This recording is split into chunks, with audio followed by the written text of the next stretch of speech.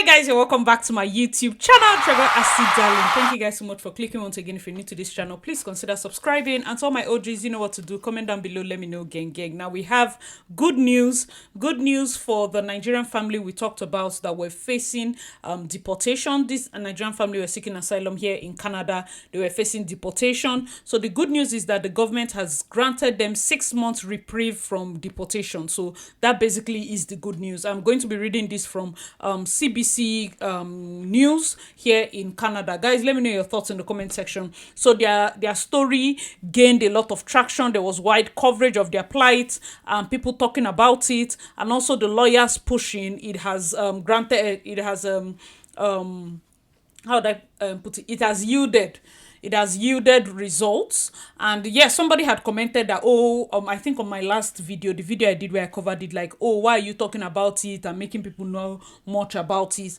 The reason it became like top news, that was the fact that the story became top news was one of the reasons why they were granted this reprieve, and this is very important. So we are hoping that in the next 6 months they are able to get their PRO sorted and maybe get pardon or something. So I'm going to be reading from the news blog.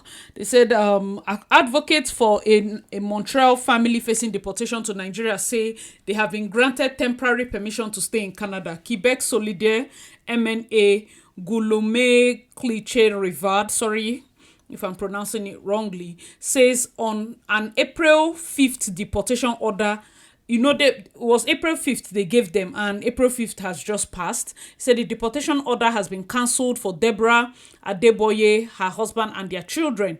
Clichy-Rivard, who is an immigration lawyer, says federal immigration officials have granted the family a temporary resident permit that will allow them remain in the country while they pursue a bid for permanent residence on humanitarian ground. So that's the angle they are going to be going through right now, humanitarian ground. Shout out to the people that replied the last video, because I was asking on that last video, if people come in via asylum, can they stay, legalize their stay via any other route? And a lot of people said no. If you come in via asylum, the moment you declare asylum, you cannot, move to any other route until there's a decision on your asylum record. However, somebody had mentioned that if you get married to a citizen, that probably they can grant you. So that's my next question. What do you guys think? For asylum seekers, getting married, does it cancel this whole waiting for the asylum application to be granted or refused? What does it do? Guys, let me know your thoughts in the comment section. So the Adeboye family lawyer, Vacas Bilson, says they have been given permission to stay 6 more months. Hopefully, if they receive the positive decision on their permanent resident application, they will stay permanently, said Bilson. Adeboye and her husband arrived in Quebec from Nigeria with their first child as asylum seekers in 2017 via the now shuttered Roxham Road crossing, fleeing what she described as religious persecution by a dangerous Nigerian cult. Since the start of COVID-19 pandemic in 2020, Adeboye and her husband have worked as personal support workers providing healthcare to vulnerable patients while adding 2 more children to their family. A spokesperson for Welcome Collective, which helped organize a rally in support of the family last week, said Adeboye and her family are thrilled and relieved to be able to stay. The office of the federal minister, immigration minister, Mark Miller, did not immediately respond to the request for comment. In a phone interview, Clichy-Rivard, your name is confusing me, sorry sir, said the immigration minister's decision to grant reprieve was the right one. These are people who are making exceptional contributions, said Clichy-Rivard. Both are patient attendants for very vulnerable people. Their children are educated in French and they've been here since 2017. While he is happy with the decision, he said their experience shows the need to develop programs that quickly offer permanent status to immigrants who work essential jobs. It's a bit a failure of the system that it got this far, he said. Mary Mary Poison of the Welcome Collective said she managed to speak with the family on Tuesday afternoon and said they are very relieved to be able to stay. However, she said she's also thinking of other families who are facing deportation in the shadows without the same attention drawn to their cause. Yes, guys, let me know your thoughts in the comment section. So something people also mentioned in the last video was concerning the fact that since they worked as personal support workers in the COVID pandemic, there was a route that opened up for everybody in the healthcare sector, first responders, to get PR. There was a stream that opened up in Canada back then. In fact, even people that were in Canada, they didn't do draws for those outside. The score was 75. Do you know how low 75 is as a score? Like, it is so low. Maybe the person does not have English, does not have IELTS or any English exam. You probably did not go to school. Like, there are many things that will make your score as low as 75. Yet they took a score as low as 75 during that pandemic period, and they were inculcating a lot of people. I don't know if when they were doing this, as the person had pointed out, maybe they did not put a pathway for those working in first responders or working with elderly people, working frontline with the whole COVID matter, those that came in through asylum. Maybe they just did it for those that already have like permit to stay. Guys, let me know your thoughts in the comment section. I'm happy for them. 6 months is actually short. I hope they are able to get a conclusion on their case as fast as possible, because 6 months is still going to be this 2024. Guys, let me know what you think. What do you think can be done fast within these 6 months? I'm seeing the alternative the lawyer is putting, which is PRO on humanitarian ground. I feel that is the only one that is going to fly right now, granted the media coverage and everything their case had. And for those that were talking about, oh, why are you shining light on this case, talking about it? Remember the thing the last person said, that there are many people facing deportation that do not have this level of media coverage, and those people will go home. Those people will go home. The reason why, because media plays a very huge role. When people come out and say, see, I have like how many 20 patients under me that I'm taking care of, this is what I'm doing, this is what I'm doing. Even citizens will begin to call for them to stay back, because they don't even know the amount of relevance these asylum seekers can have in the country if they don't come out to say, especially when in the face of deportation. I'm not saying everybody should come into a country illegally. I'm only saying that at this point, when it gets to maybe they are facing deportation or facing anything, that's when they have to start calling out the things that they are doing in the society, which is like their contribution, their social responsibility.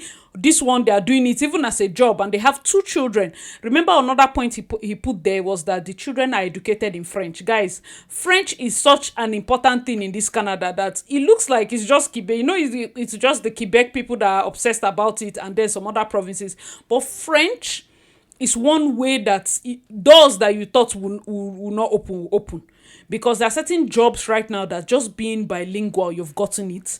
There are certain openings, and then because they know that not many people can speak French, imagine telling them that even their kids, their kids are educated in French. And it just means it's Quebec.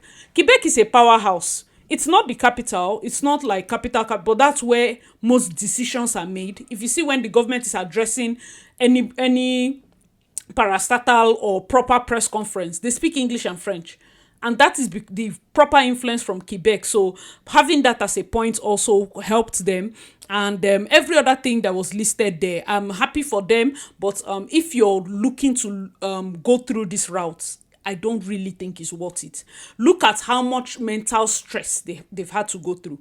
Just the mental stress of it all.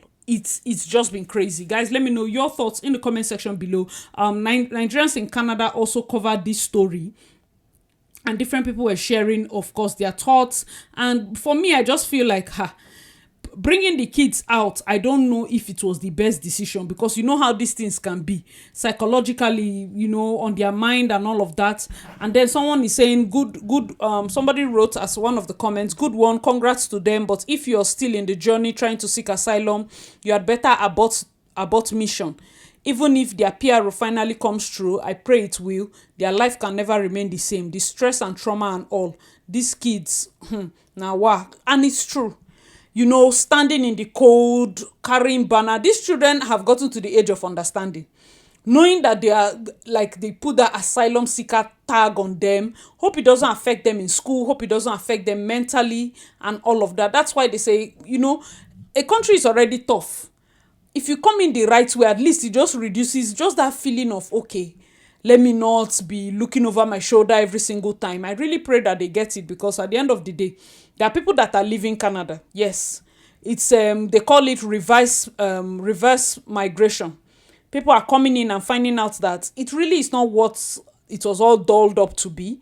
And some of them that still kept their ties in their home country, some are staying even long enough to just get PR and go back. Some are staying longer to get citizenship and probably go south to US or go back to their home country. Not many people that stay that long will stay forever. That's one thing the people that are calling for, go back to your country, go back to your country. Yes, a lot of people plan to do that, and yeah, I just feel, for me, if you're looking at moving here, please just relax. And there are many ways you can come here legally. Don't allow people to pressurize you, because the truth is, some of the people I've spoken to that they were advised to seek asylum, they are not small people though. They are not beggars. These are people that have money.